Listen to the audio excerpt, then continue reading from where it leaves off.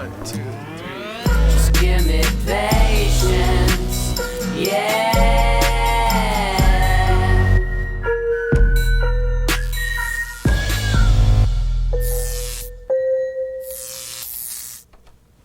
What is up, Z-Pack? It's your boy Z-Dog MD, aka Dr. Zubin, aka Z-Dizzle. And I am so excited today. I can't believe who we got to actually come to Vegas to be on our show. This is a special day because we have Dr. Robbie Pearl, MD, a board-certified plastic and reconstructive surgeon on faculty at Stanford, clinical faculty, who also happened to be the former CEO of the Permanente medical group. Basically the largest physician group in the country. 9,000 or 10,000 doctors, 10 million patients for decade plus, 15 years or so, if I'm remembering right. But more proximally, he's written a sort of definitive tome on fixing healthcare, on building health 3.0, and it's called Mistreated, Why We Think We're Getting Good Healthcare and Why We're Usually Wrong. Guys, welcome Dr. Robbie Pearl. Wow, wow. You're here, you came, I still can't believe it. Z-Dog, I wouldn't miss it. Oh. So good to be in the studio with you. I can't believe it. So this is. I feel like I've finally been legitimized, Robbie. You are a real doctor, aren't you? That is debatable. I did train at Stanford. I might actually even at one point been on a team that took care of your dad, because when I read your book, I realized, wait a minute, I think I was on that team. And what I want to talk about today is this, because the book that you wrote. Okay, let me tell this story to the pack here. I go do a lot of talks. Dr. Pearl does a lot of talks because he is actually a thought leader, whereas I am a thought follower. Now, I went to this talk, the World Healthcare Congress in Washington, D.C., and Dr. Pearl was speaking prior to me, and they said, oh, Z-Dog, you're going to be, the keynote here. By the way, Dr. Pearl's giving a book out to everybody here, and they gave it to me. And I was like, thanks? A big yellow book that weighs about 50 pounds. I don't even read books anymore because it's all digital. And I'm like, oh man, it's another thought leader book by a thought leader guy that I'm never gonna read. And I opened it up and there was actually an inscription in there.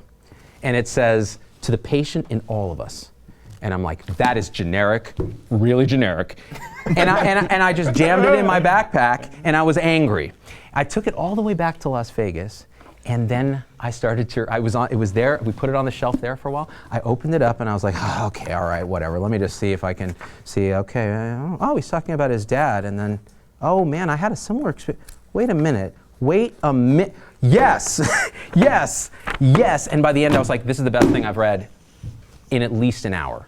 It is tremendous. And what I wanted to first ask you is, this really is it starts with why do we think American healthcare is so awesome? And why are we wrong? So I want to start with how wrong we are. Yeah. So if you look at the United States in a global context, we spend 50% more than anyone else, and we're in the lower half of the 20 most industrialized nations. A girl born in Seoul, Korea today, life expectancy 90. United States, 7 fewer years. We're last life expectancy, second to last in childhood mortality, and none of the conveniences that you would demand in your life are available in healthcare today, and yet we still say we are the best in the world, and that drove me. Why could we be so wrong? Logan, America. I'm going to use anti-vaxxer logic here, Robbie, and say that it's the kimchi in South Korea that allows people to live that long, because I am a believer in correlation rather than causation. You're probably right about Korea, but let me ask you, 500,000 people, 500,000 people die in the United States every year, 200,000 from medical error, 200,000 from preventable diseases, and another 100,000 from complications of chronic diseases that could have been avoided. That's 500,000 deaths. I don't think that's very good medicine. And yet, 76% of people say we're the best in the world. And why? Let's look at the Stanford prison experiment. Everyone studied that in college, right, Z-Dog? Did I go to college, right, yeah, Tom? Let me just check that. Zimbardo takes volunteer students. He actually tests them to make sure psychologically they're normal.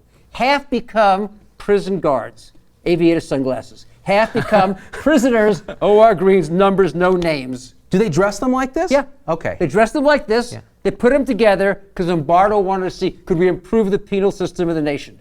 48 hours later, the prison wardens have the prisoners debased, cleaning toilet bowls with their bare hands. The prisoners see the wardens as sadistic. They board up the doors against them. Within 6 days, the whole experiment ends. And here's the thing about it. Everyone knows that they're student volunteers. And yet context shapes perception, which changes behavior. And that is the problem in American medicine. The context is all wrong. So you're telling me, first of all, how did that pass IRB?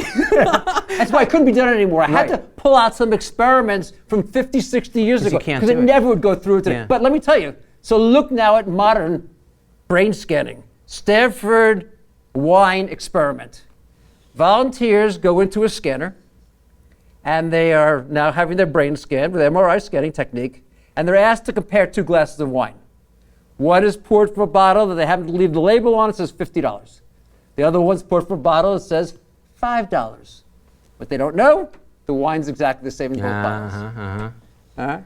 Ask them, which is the better wine? Oh, the $50 bottle. Yeah. But look at their brains. The reward center of their brain lights up at the $50 bottle. It doesn't light up at the $5 bottle.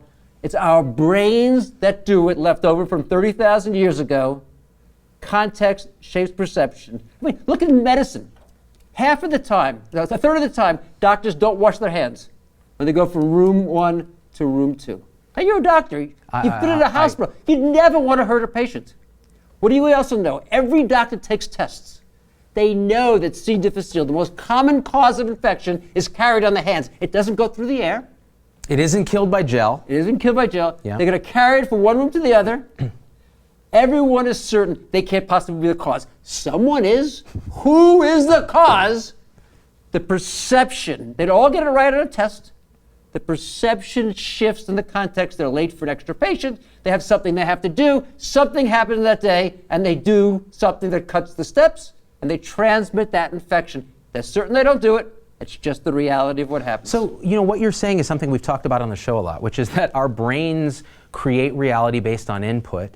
And if that input is contextually, they put aviator glasses on you and tell you you're a prison guard, you will start to behave like a prison guard. Now, if you are a taxi driver, and you use this example in the book, you accept that your environment and your financial pressures and all that you can have a crappy, stinky car, bad service, and charge a lot of money. But what happens when you take that same taxi driver and you make him work for Lyft, say, or Uber, say? And now people can see his face on the app. They give him a star rating, right? How he provides care and service and communication matters. He changes how he behaves 150% because of the context. Is that applicable to medicine? Absolutely. Let's take an example. Go back to the 1990s. Ulcer disease. What's the cause? Everyone's sure. Stress? Spicy food, yeah. Those were the two So my things. dad used to tell me, he said, don't eat spicy food because your uncle had an ulcer and now look at him, fatafat, he's dead. 2/3 of the stomach comes out. Yep. The consequence of that, major operation, Gastrectomy, 6 weeks, and all the complications of losing that much of your stomach. Barry Marshall, a pathologist, looks at all these specimens. And he looks at them and says 80% of the time that there's bacteria surrounding this hole. All right? He publishes it.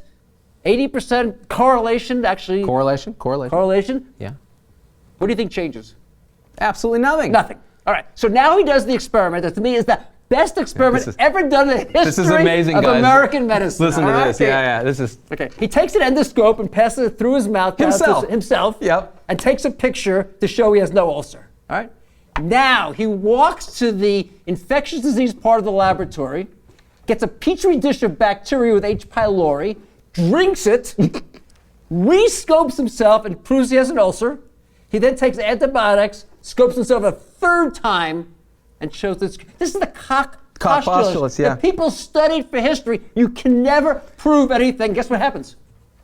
Nothing. Exactly. Nothing. Until 15 years later, when he wins the Nobel Prize for Medicine, which is almost never given to a doctor, almost always to It's the PhD. PhDs, and finally, 2/3 of physicians start giving antibiotics instead of doing surgery. That's the context, changing perception, changing behavior. Was he Australian? Yes. That's why. Nobody trusts. I mean, nobody trusts Australians. Right, Tom? Let me give you another example. Yeah. But bring it back to America. Yeah, okay. All right. President Clinton. Okay, that's American. All right. Ish.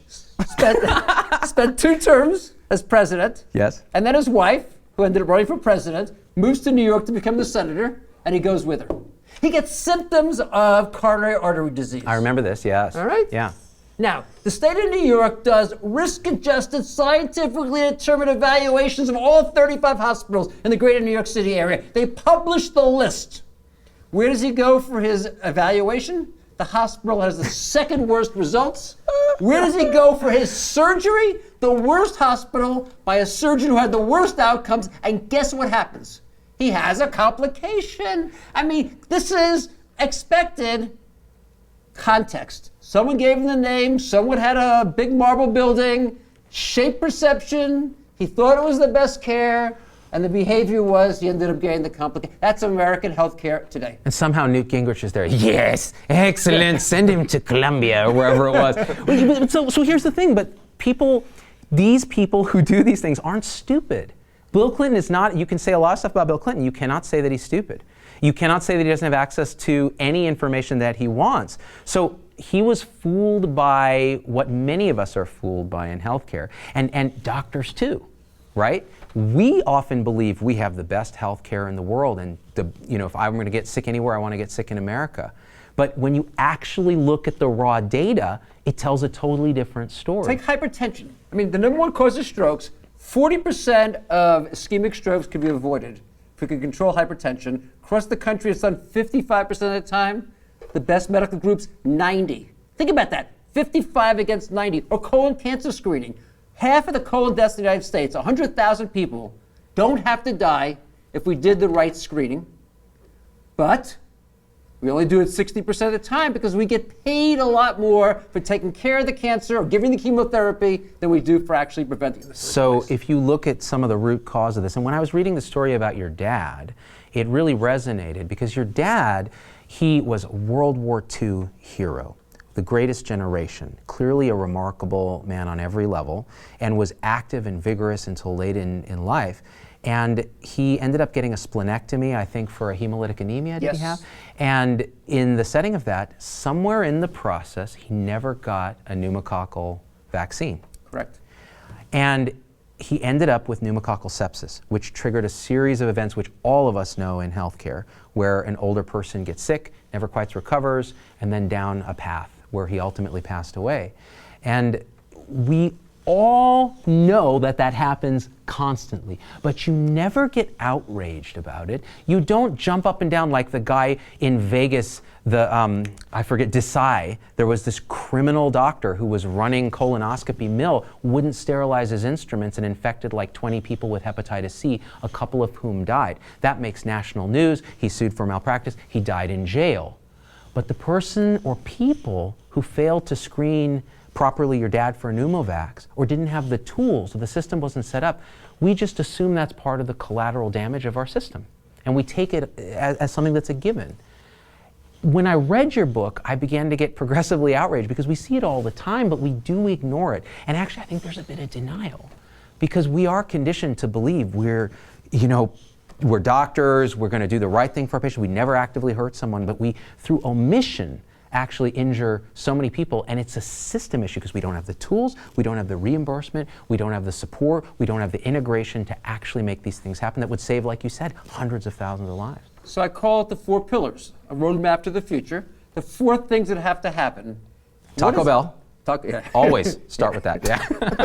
The integration of doctors. I mean, try to imagine a business where the people working there didn't have the kind of collaboration. It's not that doctors intentionally do negative things, but they're all in their own office. You've been in the hospital, you watch the kidney doctor comes by and he manages the kidney, then the blood doctor, then the heart doctor, but they never work in the kind of integrated organization. You'd want your doctors to be integrated, because as soon as you're integrated, your perception changes. And now all of a sudden you want to collaborate and coordinate and be able to provide that kind of care. How do we pay doctors? We pay them on a fee-for-service basis. It's called piecemeal. We pay people whether they get good results or bad results. It doesn't matter. In fact, often if you get a complication, you get paid twice. Yeah, of course. Oh, fix the complication. Yeah. And if I'm going to pay you a lot of money to pull a blood clot out of the neck after the stroke happens, and very little money to prevent the hypertension in the first place, you're just naturally going to value that piece. So it's got to be paid in a different way. I like to think of it as capitated, paid for a population where prevention and avoidance of medical error becomes as important as intervention. Number three, you've got to have a comprehensive electronic record. There's a lot of doctors with computers. Comprehensive means the data is all in there and presented to me. Half of the patients never see a primary care doctor in a year. They see a specialist. I'm a specialist. You're a specialist. We know what to do, even if it's not our area of expertise, and it needs a leadership structure. Right now, it is so fragmented. No one is responsible, and essentially, in business school, I teach at Stanford, tell me... Nerd. Tell me the system, and I'll tell you the consequences. Tell me how it's structured and reimbursed and technologically supported, and I'll tell you what you're going to get. What we have in American healthcare today is predictable and mistreated. Well, so here's a question, Robbie, because there are gonna be people who are saying, well, you're just drinking the Kaiser Permanente Kool-Aid, which is integration, capitation, health IT-ification, but you're getting an impersonal health 2.0 type of experience where you're devaluing the individual cogs in that assembly line of efficiency, where we're not. You said it very beautifully towards the end of the book. You said you can really, in business they teach you three, you can have one of these three things when you build a business. You can have customer intimacy, and that means patient intimacy for us. And that was kind of our health 1.0, the independent practice doctors who were very fragmented, but they got to know you, their staff knew who you were, they spent time with you, and they billed fee for service, tick, tick, tick, tick, tick, tick, tick. They weren't connected to population health, they weren't connected to health IT, half of them don't have electronic records, et cetera. So they had the customer intimacy. Then you have the academic centers, which are product differentiation. We have the best cancer care or the craziest therapy for these weird diseases and all the best scientists, but they're super inefficient, they're very impersonal, they're very slow. And then the third piece, which is operational efficiency. And I think of integrated models like Kaiser, Virginia Mason, Intermountain, some of these groups that are more integrated. But then the complaint is no customer intimacy, meaning patient intimacy. And how are they differentiating sort of from the other stuff? And how do you think about this? Well, I think that's still an old mindset. You know, there's a lot of old mindsets left over from the 20th century, even though we're in the second part of the 21st century. Oh my God, I'm so old. I think about the Oregon Health Service Science Building. I went there a few years ago, and there I saw this great sign that I never forget. It said, quality, service, cost. And down below it said, pick any two. It's the same you can't thing, have them all. Zito. Yeah. We can have all three now. And I think you see it in the best of the integrated large medical groups. In fact, I'd say it's even more so. You have personal physicians now. 25 years ago, maybe it wasn't as much. Now you have that with an accountability, with feedback on those individuals. You have that technology, and I want to say most importantly, you have tools of the modern time. I believe as an example, we could deliver a third of the care we do today in person on video. Far more convenient for the patient. You don't miss work, you don't miss school. I got to stick a knife in you, I got to feel an organ, you got to come on in. But if I'm going to do what most doctors do, is follow up on a problem, do an examination, why should I force you to come into my office? I'll tell you why most doctors do it. I don't get paid unless you come in. Yep. In an integrated, capitated arrangement, I can offer you the choice. You want to come in? Come on in. But if you don't want to come in, I can take care of you over video, over the phone, using a digital picture. And why would you not want to get that? Medicine is stuck in the last century. In spite of the big machines and all the tools we have, its organization and its information technology is still left over. You know what I think is interesting, because you're a Silicon Valley guy. You worked, you led Kaiser or the Permanente Medical Group, Mid-Atlantic Permanente Group, this huge group of physicians. We always say, like, you know, there's the saying, you know, leading docs is like herding cats, right? So you're trying to lead people that have a certain sort of mindset and perception into what you think is the future. And you're talking about health IT. You were one of the first to really implement at large scale electronic health records. Secure email. So doctors don't email their patients for a variety of reasons, right? But you guys do through secure messaging and video.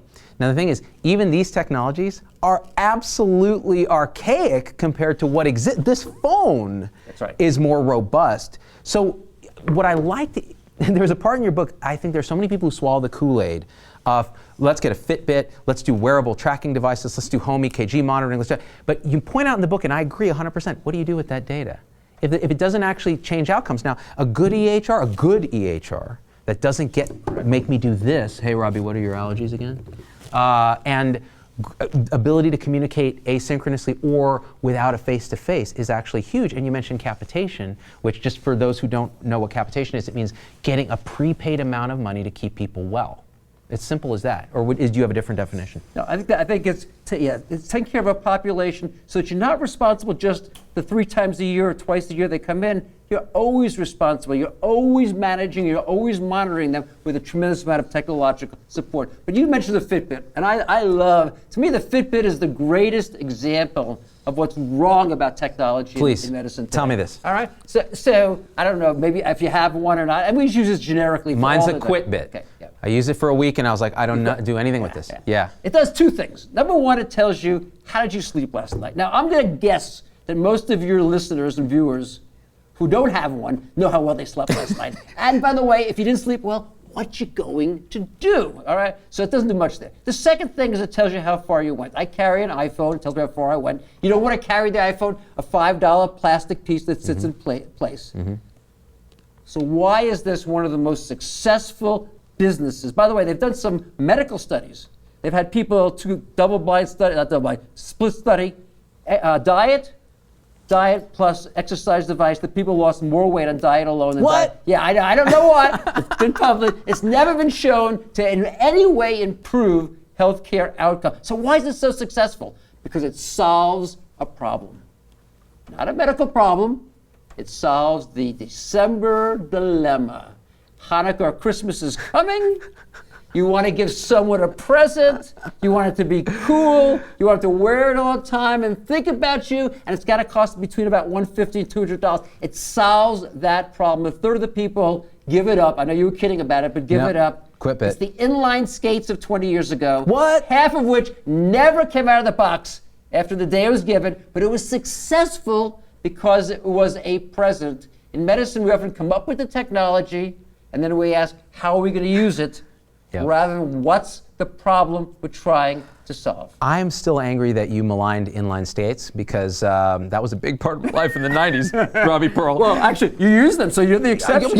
For about a week. Oh, I see. Then I went back to my skateboard because I was too cool for inline skates, right, Tom Eineber? That's right. I want to read Alexander Wu's comment because I think this actually has some pertinence here. He says, telemedicine seems great, but is it really? Personally, I would rather be seen in person, just my 2 cents. Now, you have a great story in the book of someone who benefited tremendously from telemedicine. It was I believe a Latino gentleman, older, blind. What's the story there? So first, my belief is what's most important in medicine is giving patients the choice. If he called up with a problem that could be taken care of in person, by video, with a digital, I'd say, how do you want to get your care? Right. And when do you want to get your care? And my best guess is he'd say, well, why not try a video right now? And so it's solved rather than an appointment in 3 days. It's not forcing him into that. But you're talking about some applications, which was a gentleman who, and there's actually 2 stories in there. One of the stories, actually even more than that one, is it's actually someone I know whose daughter burned herself at age 2. Oh, and that was able story, to overcome the burn itself, but needed to have 3 times a week follow-up so they could look at the wounds. See how it was coming along. Yeah. And the first time she strapped her daughter into the car seat, in the back of the car seat, kid howled, painful. All the wounds. How much work which she's going to miss, and all of a sudden it could be a video. And now, instead of following it up occasionally, you could follow it more continually. You could see it all. It changed the entire experience because, as you said, it's a visual you want. If you have to debride the wound, come on in. But if all you're trying to do is assess the wound, then a video works incredibly well. I think it's more personal. A story I love is a patient who had chronic heart failure, whose doctor was getting frustrated. Everything he tried failed. And he said, you know what? I want to do a home video.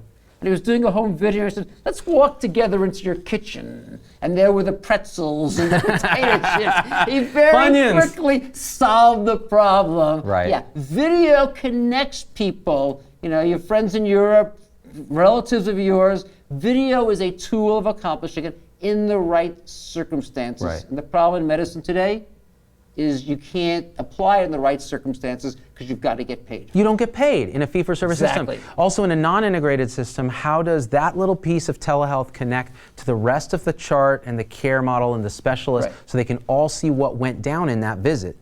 The other thing, you know what's interesting, Robbie, is Americans accept this as par for the course. They just go, oh, any other thing, any other sector of the economy, we would demand convenience, value, and quality. Yeah. In healthcare, we accept none of those things.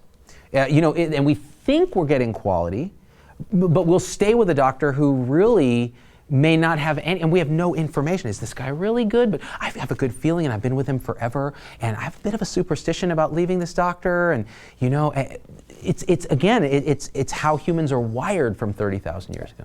I love it. I always start my class at Stanford with the following question to these students are so smart. They all have advanced knowledge. They all have business experience. I say, how many of you get really great health care? And all the hands go up. And of course, so then I say, how do you know? And the hands all come down. You think about, if there's a financial person or a bank that said to you, we'll tell you your balance anytime you want, as long as it's Monday to Friday, 9 to 5. Never use them. Right. And that's how most people get their information. Now let me ask you this, because I can sense, and you travel a lot talking, you deal with a lot of physicians, I also do that. What I get is a palpable pushback now to calling patients customers, to worrying about their satisfaction. Doctors are burning out, they're committing suicide. Nurses are there's a shortage because there's so much turnover, they are suffering. Everyone across the healthcare spectrum is suffering in what I call Health 2.0, which is the early attempt to create a health IT piece and a different payment model that isn't quite there yet, and trying to integrate these fragments, and we're in this awkward period. But everybody is saying, no, but what you're saying, Robbie, is gonna hurt us more. It means more work for us. How are we gonna accomplish this as caregivers? And how do you think about that? I think that this is so important, Z-Dog, because when I wrote Mistreated and went out to talk, I did a lot of my time on CBS This Morning, on NPR, on big talk shows, and I was a little worried. How are doctors going to respond? Yeah, because they get pissed. No, it's exactly the opposite. What? Yeah, because they basically said, you've tapped into how the system is broken. The 30% who are depressed, the 400 suicides a year, 58% of doctors saying they would tell their kids never to follow it in their path. Because I think what I'm talking about is much better for the physician. Integration means we're on a team.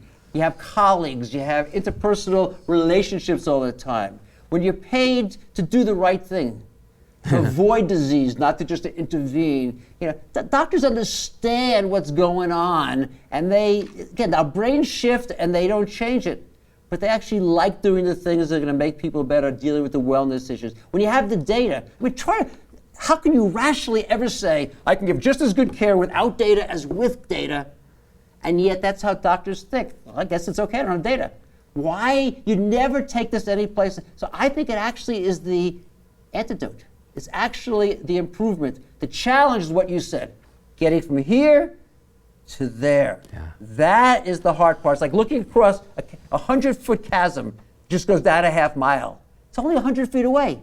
But unless you're a big, long jumper, it's forever journey to get to the other side of the chasm. And you and I, so the more I read this book, I agree with you. I was one of those doctors who was initially skeptical, like, okay, Mr. Kaiser is going to teach us about integration, and it's going to be faceless automation. And I have good friends who work at Kaiser, who you know actually, who are some of the best docs, the most passionate, and they are true believers in the model. And after reading this, but also having built Turntable Health and having it fail, I was convinced of a couple of things. Number one, and this doesn't fit every personality. So there are some people who are just, they don't want to work in a team, ever. It's just who they are.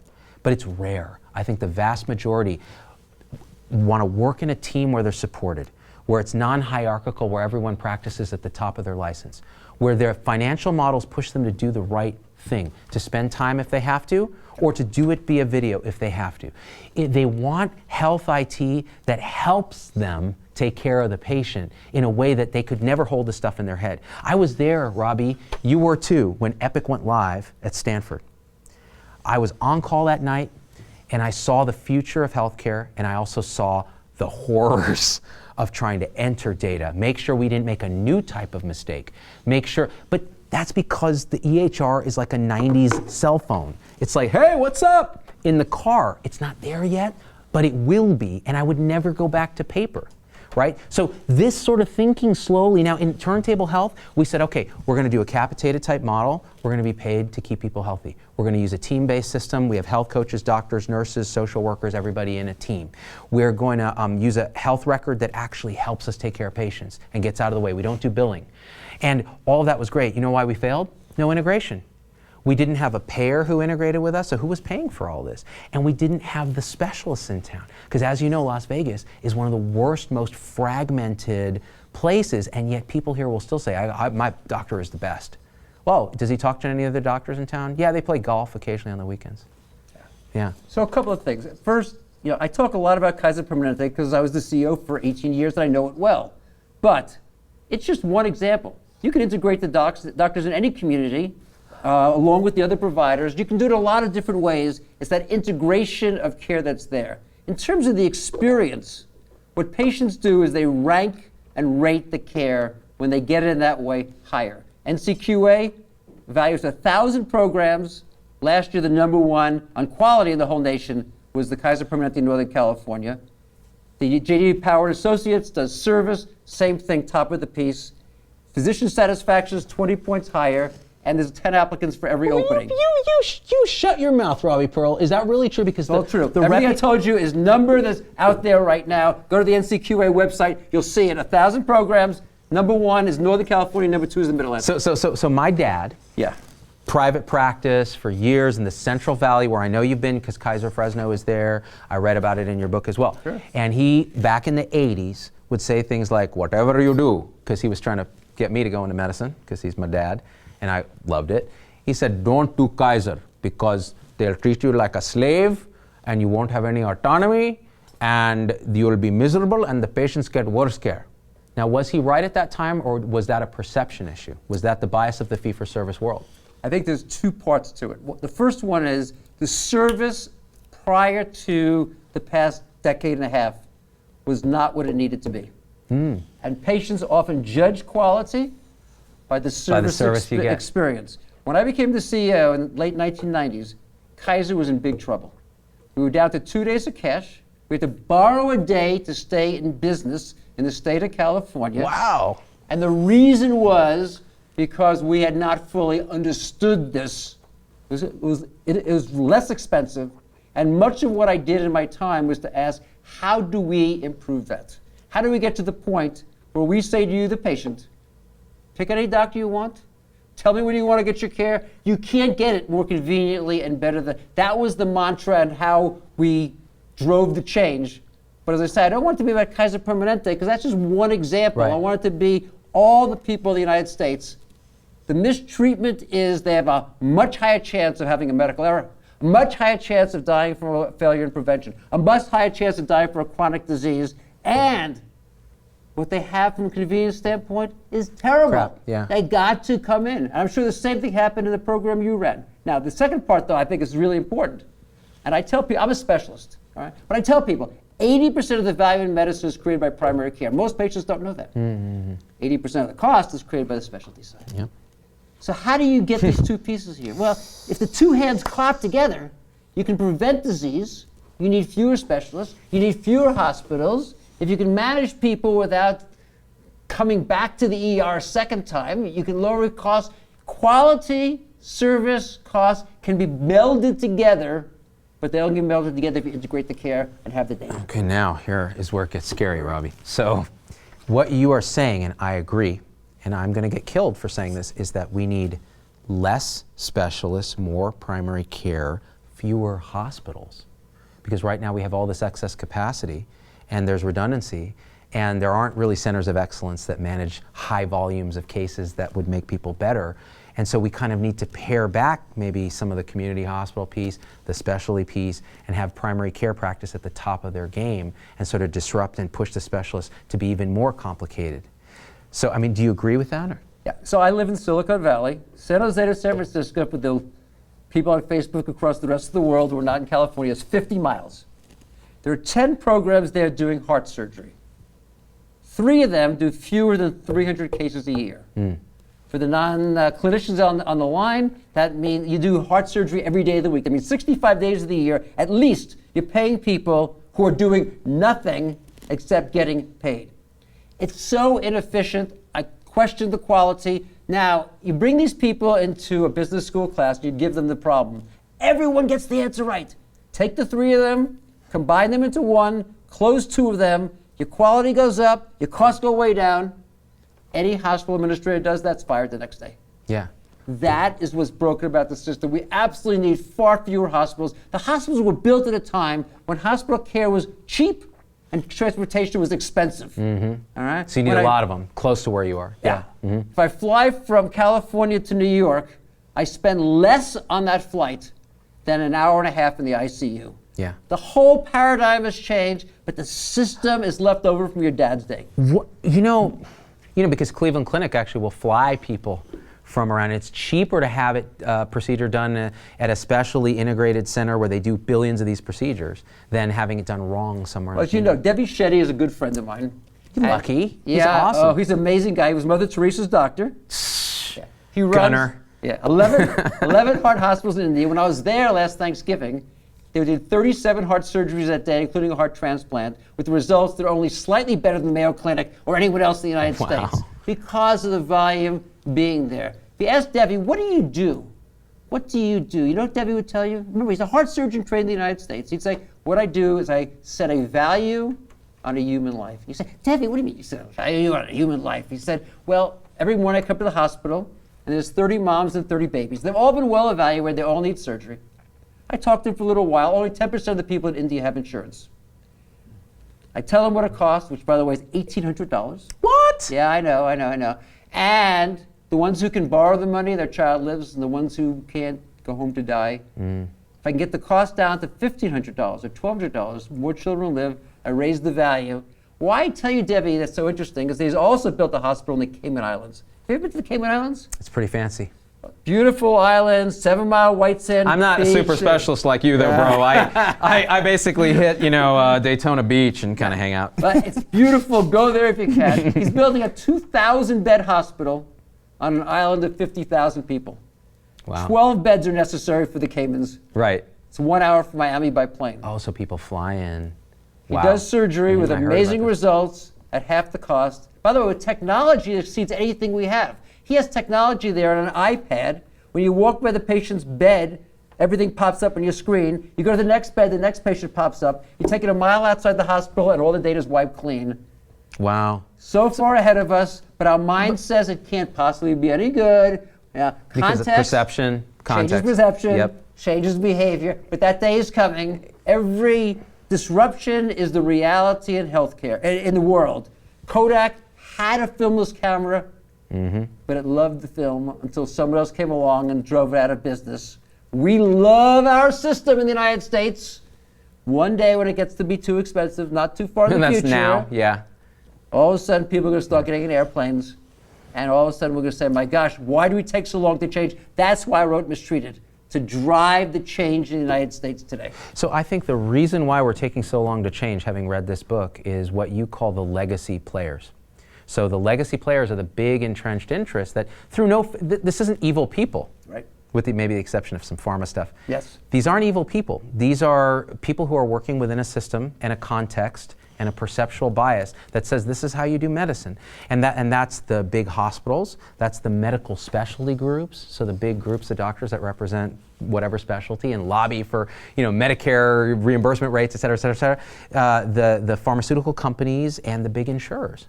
And they're all in a position now, and you've spoken to them and I've spoken to them, where they're scared because they see that this isn't sustainable, and for the first time there's a tipping point. But they've done everything they can to resist the change. How do you think we're gonna beat that? So I mean, I love what you're talking about. One of my favorite examples is orthopedics. I'm sure you followed the choosing wisely. Yes. Every specialty had to pick 5 things. I don't know if you've ever read the one from orthopedics. Nothing on the 5 is actually has anything to do with orthopedics. Can orthopedic surgeons read? I'm just curious. I don't know. Was it written or was it like little stick figures? All right, anyways, go on. So 5 things on the list. 5 things on the list. Not a single one relates to orthopedics. In orthopedics, the most commonly done operation is they put a scope in the knees, that trauma, a long time ago, clean up the meniscus, do a little cleaning up. Some great researchers, it's been done multiple times actually in Canada, because the United States, why would they ever do it there? Right. Did a study. Half of the people got assigned to having scope with physical therapy, half got physical therapy alone, and guess what happened in 6 months? Absolutely no difference. 0 difference from the most commonly done operation in the United States by orthopedists. We have the same thing in back surgery. Look at how many surgeons in the United States do an inadequate volume. One of my areas of great interest was on laparoscopic hysterectomy. All right, as you know, there's 2 ways to do it. Taking out the uterus, yep. Big incision, 6 weeks, hospital days, through a laparoscope. And of course, through a laparoscope, small holes, a little tougher to do. I went to the chiefs of OBGYN, and I said to them, if you were going to have a hysterectomy, because a lot of them are women, how many operations would you insist that the person did last year? Not who would you pick, maybe you'd pick your friend, but how many would they have to have done? And everyone said at least 2 to 3 a month, 24 to 36. I said, that's now a new standard. You're not doing 24 a year, you're not going to do this operation. If you would let someone operate on you, why operate on a patient? In the United States today, half of the surgeons doing that operation do fewer than 10. Low quality, high cost. Maybe the patient thinks the doctor's great, but they have no basis to have any conclusion. And the reality is, if we change the system, fewer people doing the operations, and I can guarantee you the head of the GYN National Society wouldn't be happy with what I just said. They're going to throw a fit. Yeah. They're going to throw a fit, and I'll tell you who else is going to throw a fit is a lot of doctors are going to say, well, the Dev Shetty thing, you're not paying the doctors. That's why it's so cheap. Is that true? No, it's absolutely not true. There is a much lower wage scale in India. Sure. For the nurse and the cleaners, et cetera. That's why it's $1,800. When I visited Devi in the Cayman Islands, the Marriott I stayed at was more expensive than the Marriott here in the United States. What a tough life you have, Rob. I know. The Cayman Islands, yeah. But anyway, the point I'm making, though, is that there it's not the wage scale. Right. It's half the cost. It's not $1,800. It's probably $30,000 instead of $60,000. Why is that? Because they're able to do 3 cases or 4 cases a day per room. The United States, 1, 1.5, a half. How can you be efficient when you're not doing enough volume? How can you be good when you're not specializing enough? And yeah, this works well, this paradigm for specialists. What about for primary care? Do they need that volume to be good, or is it more that they need more time with the patient? Do they need better technological enablement? How do you stop primary care docs from burning out? So one of the things I do is I also write a Forbes blog. And I wrote a Forbes blog about 2 months ago. You are such a gunner. Yeah, that was read by lots of people talking about why everyone in the United States should have a concierge primary care physician.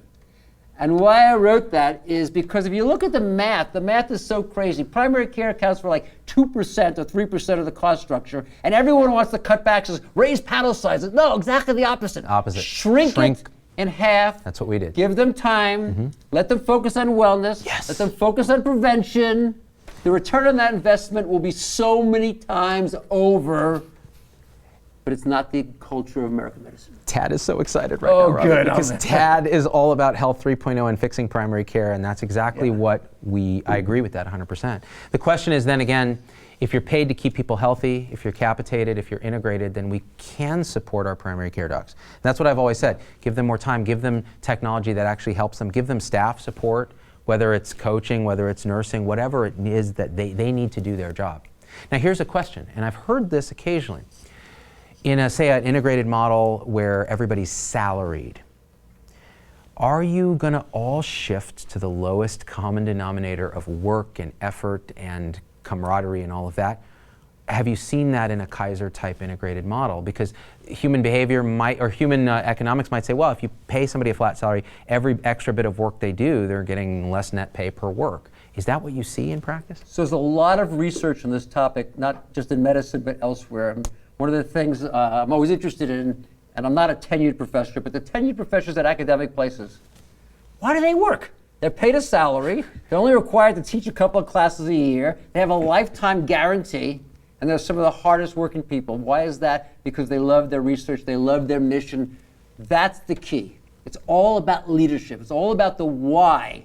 If the leader is setting it up in a way that it's going to be a car mechanic, you're going to build by the hour, think by the hour, and if you don't pay me an extra $10, I won't do it. No, as soon as people start to understand mission and purpose and what they're doing and how they're changing lives, as soon as I say to you, you know, we could eliminate half the deaths from colon cancer if we actually did screening. Appropriate fit testing when necessary, colonoscopy for the patients who have family history and other reasons for it, we could eliminate half of the deaths. That's very motivating for a physician. And by the way, and we and I have talked about it, all the profits from the book are going to Doctors Without Borders. That's right. And one of the reasons why is because I've been so impressed. When you start working with them and you go on a trip with them, you know, you go to Liberia. We had doctors going there for Ebola. Remember, it's like Las Vegas, it's 110 degrees, but you're wearing a suit. And you're threatening your life. And you actually have to get IVs when you come out to rehydrate yourself because you've lost so much water. And when they come back, they are so excited about this experience. And you have docs, as you say, in their office in an air-conditioned space who go home every night saying, miserable. Why is that? Because they feel like clerks who spent half of their time entering data into a computer and not fulfilling a mission. Can I make a counterpoint? I love everything you're saying, and I'm so glad that you're donating to Doctors Without Borders. We've done several shows where we put a donate button for them, and I've spoke for them in London. They're a fantastic group for all the reasons you said, because they are there for the purpose. Here's a question. Do you actually believe, Robbie, knowing human psychology, knowing this parable of the elephant and the rider that we've talked about in Europe, the switch with the Heath brothers and other literature that you cite, do you think that doctors actually resonate when you say you could save 200,000 lives with prevention, or do you think it requires the personal story and face attached to it? In the book you give an example of an MA who was an ophthalmologic MA, so she was working in ophthalmology. Thank you, sir. I thought I might be having a stroke, Tom Heineberg. So working with this optho guy, and noticed in the electronic record that this patient hadn't had a mammogram. Had nothing to do with the eyes. Right. But stepped up and said, have you had a mammogram? Well, I'm a little scared of it. Well, you know what? I will walk you down to mammo. Yes. We'll get you scheduled. And it turns out she had breast cancer that was caught and cured, and she won an award. I Saved a Life. I Saved a Life award. Yes. And you mentioned in the book that there were these crusty docs sitting there, and people were getting emotional watching her accept this award. Here was a woman who was an MA, so she scrapped up from nothing, single mom or something, a story that was tough, and she saved a life using exactly the things you're talking about, but that story and her face and the life that she saved is what motivates humans. Yeah. Because we work on empathy, it's a narrow beam. And the broader compassion for the 200,000 is kind of lost in our statistical capacities. Well, it's saving the one life. It's just that when you add it up, the integral of all of them becomes 100,000 people sitting there. But for that one person, that's the story they remember. And this is where the context shapes that perception. We go back to the same theme. I tell the story in the book about a neighbor of mine who died from colon cancer, who didn't have to die had she been screened, and it didn't register in the doc's mind that he had done anything wrong. No. Errors of omission. Omission, that's exactly right. If he had actually done something to take her life, it would have been terrible. But an error or omission is left over as soon as you shift that paradigm and let people see, when you take the time to change this, you actually save lives I love the fact that now the colon cancer mortality in the Permanente medical group is now dropping rapidly below the rest of the nation as you start to see that, and that curve is so motivating to people because it translates to why they chose medicine. And it's doctors, and it's nurses, and it's medical assistants, and it's everyone in the healthcare system, because medicine is about that. That's what resonates inside of us, and we've lost that in the United States today. It can be brought back, but not till we make the changes necessary. That is basically Health 3.0 in a nutshell, what we talk about. It's rehumanization, using technology as a lever, integrating and getting paid to do the right thing. And let me ask you a question, because one of the things piqued my interest. You went to Sweden and you hung out in one of their hospitals. Now, Logan loves America. Hates communists. Damn communists. Tell me why these commie Swedes do such a better job than us. I think some of the reason that some other countries do a better job is because they feel closer to their neighbors. They're much more homogeneous. Yeah. And sacrifice is easier. I mean, would you sacrifice for your kids? Of course. Would you sacrifice for people you love? Of course. Would you sacrifice for a stranger? Exactly. Right. And so it's the context. I keep going back to that place. I tell the story about the end of my dad's life. My dad, as you said, had an episode he survived, and then ultimately he needed to have anticoagulation. He bled into his head. My brother, who's the chief of anesthesia at Stanford. Ron, I know him. Yeah. Mm-hmm. We flew out across the red eye, arrived the next morning. We got there, there's doctors lined up outside his room. There's the ENT doctor wants to do the tracheostomy. The GI doctor wants to put the feeding tube in place. The neurosurgeon wants to take out a piece of his skull. My brother and I look at the films. I'm a reconstructive surgeon. I can still read the film. He's not getting better. I checked with my brother to make sure I was right. Ron. Yeah, exactly. He's a pretty sharp cat. Very sharp. Yeah. Cat. Anyway, my dad's not going to get better. So we say to them, thank you very much. We appreciate you coming by, but we don't want anything done. My dad's in the hospital for 2.5 more days. We never see another doctor. Yeah. There's no CPT code for compassion. You can't bill for compassion. There's no way in a fee-for-service world to come by and comfort a family in the most difficult times. These people were very motivated. They were just like you and me when they went to medical school. They just found themselves in a different context. They changed their perception and their behavior. They'd be embarrassed to think they actually hurt a family. That wasn't their perception, but that's what happened. We felt abandoned. And that's what happens in the current system of American medicine. Wow. I mean, Tom, should we take some comments? Because it's hard to... Yeah, I got a couple queued up. Hard to actually. even to follow up a good question after that, because it hits so close to home. Because as a doctor, we do that. As a patient, we've experienced it.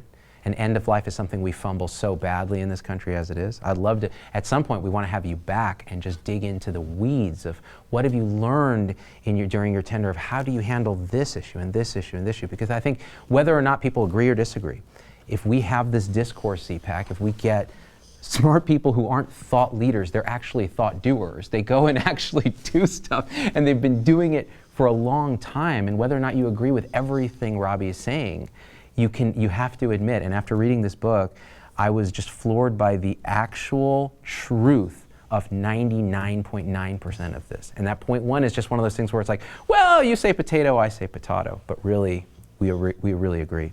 What do you got, Tom? So, Dr. Pearl, Monica would like to know, what's the difference between an integrated system and a socialized system? I haven't read the book yet, but I just bought it today. Sure. So when you use the word socialized, or socialism, it means that the government is running it. And I personally don't think the government does a good job of running very many things. And so I can't recommend that the government run healthcare. There are things it has to do to finance it. But in terms of running healthcare, an integrated system is people from multiple specialties working together as one. Primary care, specialty care, all the specialists, the diagnostic care. I'll give you a great example. I don't like to focus on Kaiser Permanente because to me it's not really the answer, but I'll give you a great example that sits there. We have a stroke-trained neurologist who sits in front of a video screen every day, different people, watching patients as they come into all 20 emergency rooms. And anyone who's having a symptom that looks like a stroke is immediately taken care of by the stroke-trained neurologist. And as you know, the way you treat a stroke often is by giving a very powerful medication to to bust up the clot, but you give it to the wrong person, they bleed into their brain, they die. This decision's got to be made by the expert. And the time, we call it door to needle, from when they walk through the door to get the medication, determines their life expectancy, whether they survive it or not, and their brain function. They cut it from an hour to half an hour. Wow. That's integration. The ED doc is not jealous of the neurologist. The neurologist is not jealous of it. They're working together as a single team. And it's not just putting together a bunch of names on a piece of paper. It's got to have a leadership structure that makes sure it's all coordinated, quality evaluated, patient satisfying. Now that gets me to this follow-up question, and we'll take more comments. Leadership. Yes. You say it has to be physician-led. What about clinician-led? What about nurses? What about other people in the clinical spectrum? So I think the question is, what are we talking about when we said led? Physicians in general, as you know, are not likely to want to make major changes unless they have a confidence and a trust. And I don't believe that a hospital administrator, an MBA, or anyone else can get them over the hump, the physician part. The system itself needs to be led by a team of people, by doctors and nurses and MBAs and administrators working together, again, collaboratively as one. Yeah. But in terms of getting physicians to do the things that are different than they've been doing in the past, to take the risk, and it's risky. I talk a lot about the book, First Do No Harm. Harming a patient is such a violation of everything you learn in medicine, but getting people to try something different. Offer a video visit instead of an in-person visit. Offer something a little bit different. Try something different. That's very hard to do, and I think it's very hard to get the doctors to follow all of that. But the system together needs lots of leaders with lots of expertise coming together. In fact, I talk a lot about the book, about it was an article I wrote about why in the fourth year of medical school, I think physician medical students should go to business school for a month, and why in the last year of business school, those interested in medicine should go to medical school for a month to learn how to work together as one, as a team. That's fantastic. Because we, guys, ZPAC, we talk a lot about the tension between the suits and the coats. And we talk about how can we resolve that, because it shouldn't be that way, right? We should be working on a team in the service of patients and also in the service of each other. And that will require integration. It will require leadership. And you work a lot with future leaders and grooming future leaders. And the docs that know you at Kaiser that I spoke to prior to the interview, I'm like, oh my gosh, Robbie Pearl's coming on the show. What do I do? Is he crazy? Is he going to try to hurt me? Will there be violence? Will there not be violence? Will there be fist bumps? Perhaps.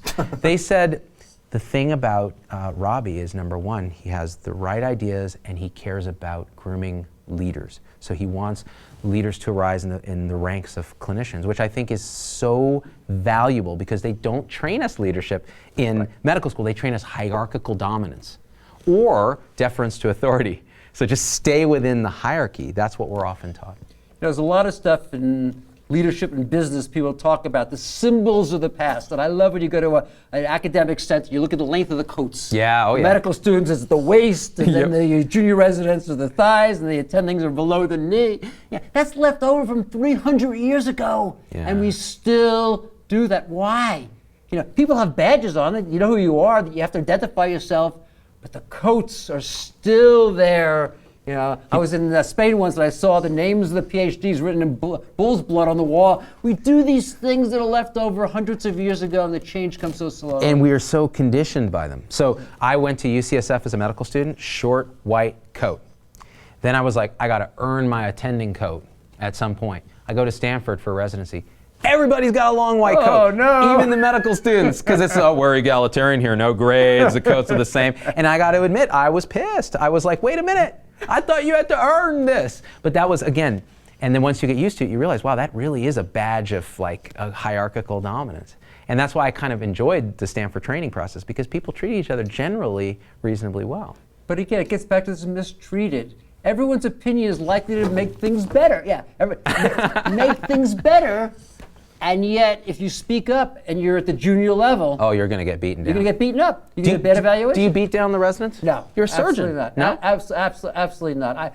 I love residents. I learn so much more from residents. Yeah, they think I teach them a lot. You learn Yeah, so that's how much it is. more from them. But I'm hard on them. I got to tell you. Yeah. They better come prepared. Don't come to the operating room unless you've read all about the operation and maximize your chance, because the rest of your life I won't be there. Yeah. And I don't want you going to take care of a patient not having as prepared as best as possible. I'll take it to another level, but you've got to do your job. And you know the thing amazing? They love it. Yeah. They love that opportunity to rise. That's who we are as people. And this book is about, it's not us as individuals, it's a system that's broken. We're mission-driven people, everyone on your line, doctors, nurses, everyone in healthcare. We're mission-driven people who want to do the right thing. The system just makes it so tough that we get beaten down over time, and at some point we give up. And do you think medicine changes one retirement or funeral at a time? Do you think it's a generational thing, or do you think that's only a small component of it? I think doctors have been this way for 5,000 years, being mission-driven. I see it in the new medical students, I see it in the new residents, I see it in the people who went in it a long time ago. How they think about it, the generational pieces, how they talk about it, the language, yeah, this changes. That's it's been well studied. But the fundamental reason why, what are we doing? We're saving human lives. That's what I love about Doctors Without Borders. If you're on a trip there, it's not about who has the knife and who has this and the other. If we clean up a puddle and save someone from getting malaria from mosquitoes, that's just as important as everything else. Look at what we value in medicine today. Intervention is way at the top. Yep. Prevention is down at the middle and bottom. And the other thing's lifestyle. Tell someone else to go do that. It's below me. Yeah. And what do we know? Things around lifestyle have as much or greater impact than all of the medical interventions. It's just not the way we're trained. Tom, other comments? Listen, everybody loves Dr. Pearl and they think you're killing it. But Joy Reid says CEOs make more than those actually making a difference in patient lives. And since you were a CEO for a long time, do you have any thoughts on the incentive structure for America's executives? So a question I often get is, how do you pay physicians or executives or all the people that are there? And I think it's got to be paid in a way that attracts the right talent. And that has to do not only with the internal systems, but the external systems.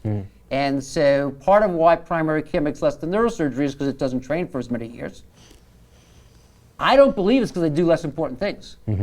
But that's what the market is around all of that. So if you want to get leaders who have that executive ability, there's a level that you've got to pay to do it. It's also why I'm a big believer that not-for-profits do better than for-profits. And they actually pay their people and their leaders a lot less than the for-profit people who are there, who are getting paid very much around the stock price, not around the care delivery. So that's my sense about it. But I also why I've donated the profits from the book, because I felt that I was well compensated as a CEO, and I didn't need to make money from the book. Right. I need the book to be bought by the most number of people, so we can together change American healthcare. Fantastic. Other comments, Tom? Heather would like to know, where do we fit non-compliance in this? That is a big part of our problem. So there's a tendency, again, a lot of what I study is the human brain, not the actual physical brain, but the implications of doing it. And we have a tendency to want to blame people rather than the context. So there's a lot of experiments that have been done around people. You're driving down the freeway and someone cuts in front of me, and what's the first thing you think? What I'm gonna kill someone right jerk. now. Yeah. All of a sudden you're word. late to get to pick your kid up, or something's wrong, and there you're doing the same thing, and it makes total sense. We tend to have that negative view of the people, and that's what I would say about the piece. It's not the people, it's the system that's broken within that. Tommy T? Let's see, we got, hold on, I had one right I'm here. gonna pull one here. Integrated care is rare, Krista says. It takes that special person who sees all sides and takes the initiative and follows through. Do you agree with that, Dr. Pearl? Yeah, I mean, you remember, medicine came out of a relatively short amount of time ago when integration was not that important. If you go back 50 years, which is a short time, remember, the RAND study looked at how long does it take for medicine to change. It takes 17 years for a great idea to change, no less an entire system of care. You go back 50 years ago, what do you see? Doctors essentially, they could operate if you had appendicitis, they could fix a broken bone, they had penicillin and a couple of other drugs. We didn't understand blood lipids. We didn't understand hypertension. We still don't. We understand a lot more about it right now. We didn't understand all these pieces that were there. The doctor working alone in the office, you basically were fine, you got sick, you came in, something was done, you got better or you died. And by the way, the average life expectancy was 67 years when Medicare went into place. Wow. Not 90 years of today. It's why actually Medicare's in so much trouble sitting there. But the point I'm making within all of this is the system worked. A fragmented system in that environment worked. A doctor working alone in a community, a GP, I tell the story, I was walking down some stairs in the rain in January, and a guy above me slipped. Oh. And he came crashing towards me, and he would have pushed me face down into the ground. I heard him coming, I grabbed the rail, and I turned, and he hit me, and he broke my knee. His weight broke my knee. Wow. In a variety of places. Ooh. Yeah. I drove myself to the local Kaiser emergency room, where a couple of interesting things happened. They made the diagnosis, obviously. The first thing that happened is they said, and I knew the surgeon. He's a great surgeon. He said, I'll operate if you want, but there's a better guy at the Kaiser 15 miles south of here. Wow. Imagine that happening in a fee-for-service world. Number two, he said, by the way, you don't have to see him. We'll do a video visit. He has all your data. He can get your x-rays. Why are you going to have to go down there? And the part that I thought was most interesting was number three, when I saw the surgeon. Remember, this is a guy I've now come to see because he's so good at this operation. He said, I can fix your knee, but if you need a total joint because I can't quite get all the pieces, I'm going to get a colleague of mine who's even better at that operation. There's 7 specialties inside orthopedic trauma. That didn't exist way back in the period. So the model of the past still worked then. Currently, it can't work. You want that super specialist. You want that hospital does enough of them. You need enough volume. In order to get the quality, the convenience, and the cost together, you can't do that without building an integrated system of healthcare. It's just not what America has today. We've got to get past it, or someone will disrupt us. Let me ask you a quick couple questions, because this has been fantastic. It's really an honor. You have 2 man crushes in your book that I can detect. One is Malcolm Gladwell. What's the deal with Malcolm? Is he cool? Malcolm is one of the coolest human beings I know in this world. He is the smartest person I've ever talked with. He has the most crazy ideas, all of which end up being right. Yeah, if you ever have the chance to spend some time with Malcolm, I would definitely do that. He is one of my heroes. I will never write like Malcolm writes. I love to read all of his books. I can't wait for the next one, but he definitely is one of my heroes. So I spoke at a conference where you were and Malcolm was, and afterwards I went up to get his book, David and Goliath, signed. And he looked at me with his crazy hair, and he was like, what's your name? And I'm like, Zubin. And he goes, to Dubin. Love Malcolm, or whatever, and hands it to me. To this day, I've got that book on my shelf, and he's pretty remarkable. Now, the other man crush that I can detect in this book, and I can smell a man crush miles away, Obama. You were at the table, at least as one of the many people during the ACA's sort of construction, and when you describe what his motivations were, it was with quite a bit of admiration for what he was trying to do. Do you still feel that way? Do you feel like this was an attempt to really move things forward that failed for a variety of reasons, or is it still in progress, or what are your 30,000-foot thoughts? Yeah, I think I put the president in a different level where I have a massive respect for his ability, and I think he's working in a political world. Yeah. And he made a political calculus that may have been wrong in retrospect, but who could have predicted the most recent election? Right. He made the calculus that said the nation wasn't ready for everything. Clinton made that failure. Right. He wanted to totally change everything and it went nowhere. Right. And he said, I'm going to take on first the coverage issues. And I'm going to focus on those who can't take care of themselves. And I have a tremendous respect for that. Those who are most poor, Right. next most poor, third most poor. And I think the ACA has done a great job of expanding that coverage. Got sidetracked a little bit because some of the states that didn't expand Medicaid could have expanded Medicaid. I think in his calculus, he was going to have 8 years, and then a successor of 8 years. By 16 years, it would have been. To try to pull it off. He built in a brilliant way, and I talk a lot about in the book, ways to improve the delivery system. Things like Medicare Advantage rather than Medicare fee-for-service. Paying people not on a linear basis, but on an exponential basis, so the 5-star programs get paid a lot more than the 4s, and he actually wanted to pay nothing to the 3s and 2s and 1s. So actually getting paid for quality, for actual outcomes, right? Yeah. The exchanges, the fact that it's transparent. People have comparable programs. Patients can decide, I want to pay more, I want to pay less, but they know what they're paying for. Today in American healthcare, most people have no idea what's covered, what's not covered. And so he made a calculus that said, with enough time, these other pieces will kick in, and I'll take the blip and added cost, because it was a blip, Yeah.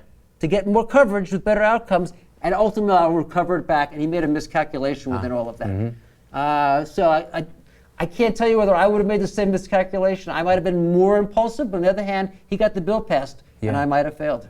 Fascinating. Yeah. So you were in the room where it happened. You need to see Hamilton. That's all I'm saying. You have tickets for me, Dr. Z? Oh, that's great. Thank you so much. You know who has tickets. I'm going to have to hit up some friends because it's getting real. Guys, listen to me carefully. Robbie Pearl, really, it was a tremendous experience having you on the show. It was really an honor. I learned a ton, and I hope you guys start thinking. Even if you don't agree with everything Robbie's saying, I want you to think about the key points. What happens when you integrate healthcare, when you pay for actual outcomes and value, when you tie it together with technology that doesn't suck and continues to get out of the way of the human experience, right? And when it's led by clinicians and nurses and people who touch patients, what could happen? We could transform everything. But first we have to understand that we are in fact mistreated. We have a link earlier in Facebook, and we'll repost it to purchase the book. There's a picture of the book where the proceeds go to Doctors Without Borders, so you're supporting a good cause. I read this thing voraciously, and I highly recommend it. And I will not do that for books that I don't really believe in. I'll be like, yeah, I skimmed it, it was cool, check it out, you might like it. You gotta read this. You gotta read it with a highlighter, because it is absolutely spot on. It's a service to all of us, and if it is on us if we don't start to really think about this stuff. Dr. Pearl. Z-Dog, you're amazing, my friend. Great You are to the see man. Thank you for coming. And we out. 1, 2, 3. Just give me patience. Yeah.